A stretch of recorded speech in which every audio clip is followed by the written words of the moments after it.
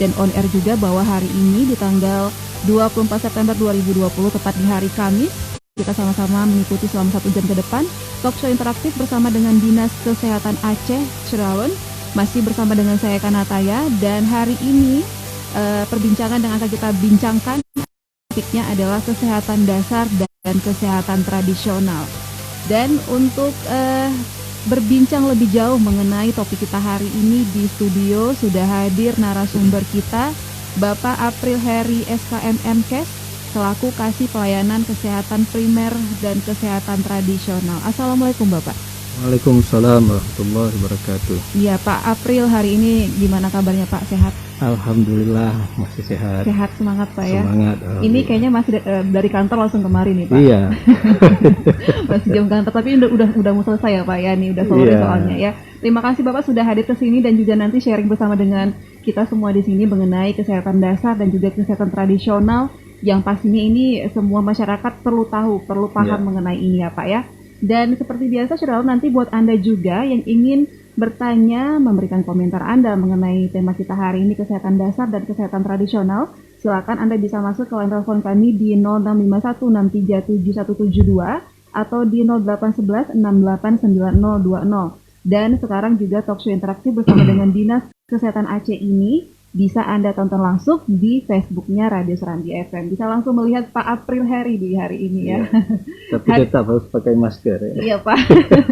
Ini mohon maaf saya juga tidak pakai masker ini Pak ya. Tapi semoga kita semua sehat di hari ini ya Pak ya. Amin. Dan semua yang diinformasikan nanti oleh Pak Heri mengenai tema kita hari ini bisa sampai ke masyarakat. Iya Pak Heri. Ini kita langsung saja mungkin ya mengenai tema kita hari ini. Pertanyaan pertama yang saya ingin tanyakan ke Pak Heri adalah Pak Heri atau Pak April sih pertanyaannya? Pak April. Pak April ya.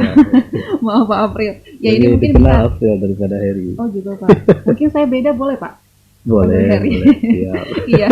Jadi Pak April, pertama sekali yang ingin saya tanyakan adalah mungkin Bapak bisa jelaskan seperti apa sih pemahaman terkait dengan kesehatan dasar bagi masyarakat ataupun komunitas kita. Baik, terima kasih Mbak Taya. Boleh saya panggil? Eka boleh. Oh Eka ya, boleh Mbak ya Eka. Pak. Iya.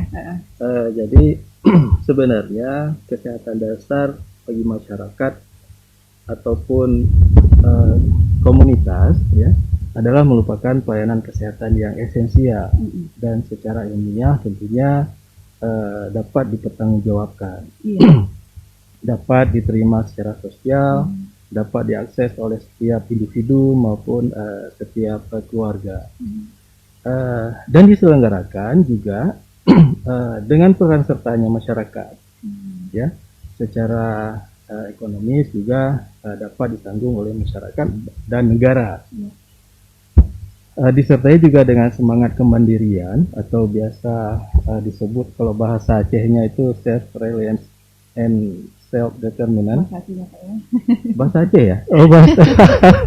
Saya juga bingung. Biar agak lebih sedikit betul, ya. Jadi merupakan tingkat pertama kontak individu, keluarga maupun masyarakat. Dalam penetapan pelayanan kesehatan dasar atau pelayanan kesehatan primer, tentunya harus didasarkan pada kebutuhan pelayanan kesehatan dasar tersebut yang dipengaruhi oleh dinamika permasalahan kesehatan yang ada. Masalah kesehatan setiap saat kan berkembang ya, berubah, tentu mengikuti perubahan epidemiologi kesehatan penduduknya. Sementara itu, epidemiologi kesehatan penduduk berubah menurut dinamika interaksi. Tergantung kalau ilmu epidemiologi ada host, ada agent, ada environment. Kalau kita melihat dari perspektif host, penduduknya ini sekarang, terjadi transisi epidemiologi dipengaruhi oleh struktur umur. Jadi bagaimana pengelompokan umur. Jadi tentunya semakin banyak penduduk yang kelompok umurnya tua, tentu struktur epidemiologi itu sangat mempengaruhi kebutuhan pelayanan kesehatan ini. Dan kalau perilaku juga, ya, perilaku hidup. Tentu kalau kita lihat perilaku dipengaruhi oleh beberapa faktor lagi. Iya. Ya, salah satunya adalah pengetahuan, misal budaya juga di samping itu. Iya. Kalau kita lihat lagi dari perspektif agent, ya, terjadi perubahan terus-menerus penyebab gangguan kesehatan disebabkan oleh, kalau kondisi pandemi sekarang, virus, ya, kuman segala macam. Artinya penyebab dari bagaimana tingkat kesehatan sebuah komunitas. Demikian juga dengan perspektif lingkungan, ya, juga terus berubah. Jadi dengan perubahan iklim, perubahan lingkungan biologis, ya, dan lingkungan sosial, budaya juga, ketahanan sosial, bahkan ini juga semuanya mempengaruhi bagaimana kondisi kesehatan di suatu komunitas atau suatu masyarakat. Dari yang saya sebutkan tadi, tentunya kalau kita melihat jenis pelayanan kesehatan dasar itu senantiasa harus perlu dilakukan review untuk dengan interaksi host, agent, dan environment tadi, lingkungan tadi. Kalau kita lihat di Indonesia lah, katakan secara umum, di Aceh secara khusus, pelayanan kesehatan dasar juga mengalami perubahan dinamis, mulai dari 18 pokok pelayanan dasar di puskesmas, 5 pelayanan terpadu, ya, 23 pelayanan, sekarang menjadi 23 pelayanan di puskesmas dan 12 pelayanan kesehatan dasar yang merupakan standar pelayanan minimal, dan itu menjadi tanggung jawabnya pemerintah kabupaten kota sebenarnya. Jadi 12 indikator itu. Jadi 12 indikator itu diawali siklus kehidupan dari ibu hamil, ibu menyusui, ibu hamil melahirkan dulu, ya, menyusui sampai anak, selanjutnya balita, remaja, dewasa, dan penanganan penyakit HIV, penyakit TB, ya, seperti itu. Jadi ada 12 indikator, dan itu juga menjadi puskesmas dalam hal ini sebagai fasilitas pelayanan dasar menjadi ujung tombak untuk tercapainya 12 indikator pelayanan, standar pelayanan minimal tadi. Bukan tidak mungkin dalam perjalanan waktu jenis-jenis pelayanan dan pelayanan kesehatan wajib dasar tadi terus mengalami perubahan, ya, seperti di awal tadi saya sebutkan bahwa terjadi perubahan tergantung bagaimana kondisi di komunitas masyarakat di suatu tempat tersebut, kondisi kesehatannya.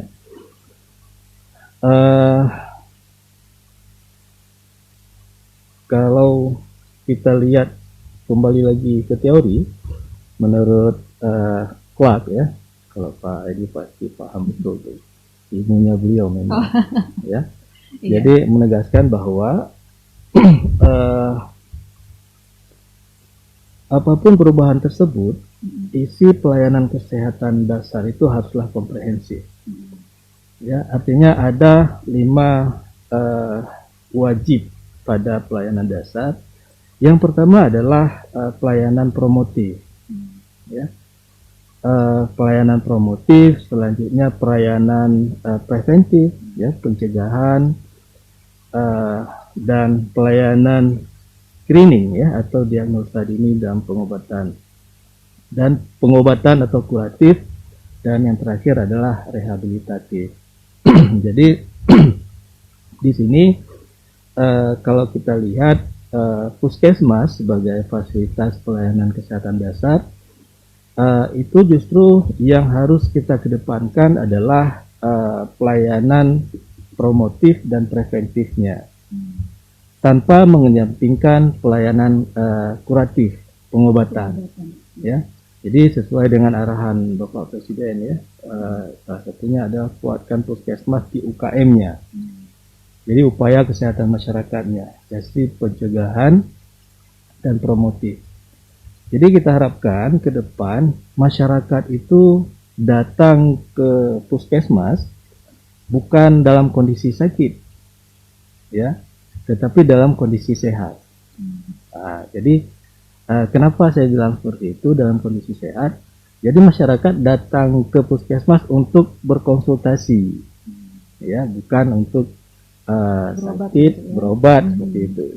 Jadi sebuah puskesmas bukan berhasil dengan tingginya kunjungan orang yang sakit. Justru puskesmas berbeda dengan rumah sakit, ya kan? Kalau puskesmas justru menghindari yang tadi saya sampaikan, mencegah orang untuk sakit. Ya. Jadi dua program diprioritaskan. Jadi promotif dan preventif. Jadi seperti itu.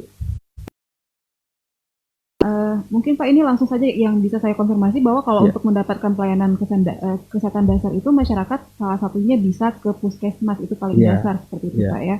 Nah, kalau di Provinsi Aceh sendiri mungkin bisa Bapak jelaskan nih, apakah memang di Provinsi Aceh untuk pelayanan kesehatan dasar ini untuk masyarakatnya apakah sudah terpenuhi dan sudah terlayani dengan baik Pak, seperti apa? Ya. Bu Eka, pemerintah Aceh juga bersama dengan pemerintah kabupaten kota dalam hal ini terus berusaha untuk memenuhi kebutuhan masyarakat, terutama pelayanan dasar. Karena memang pelayanan dasar ini, puskesmas ini adalah gatekeeper-nya pelayanan kesehatan. Ya, jadi menjadi salah satu indikator keberhasilan program kesehatan secara umum. Artinya kalau teman-teman di puskesmas berhasil menjalankan program UKM-nya, sehingga masyarakat itu terhindar dari sakit, ya, terhindar dari sakit. Tentu dengan masyarakat sehat, indikator kesehatan IKM kita secara nasional juga akan meningkat. Jadi upaya pemenuhan pelayanan kesehatan dasar bagi masyarakat Aceh terus dilakukan melalui Dinas Kesehatan Aceh, bahkan juga bersama dengan Dinas Kesehatan. Jadi saat ini Aceh sudah memiliki 359 puskesmas, 988 puskesmas pembantu, dan paling ujung tombaknya lagi adalah 2.679 polindes atau puskesdes, yaitu berada.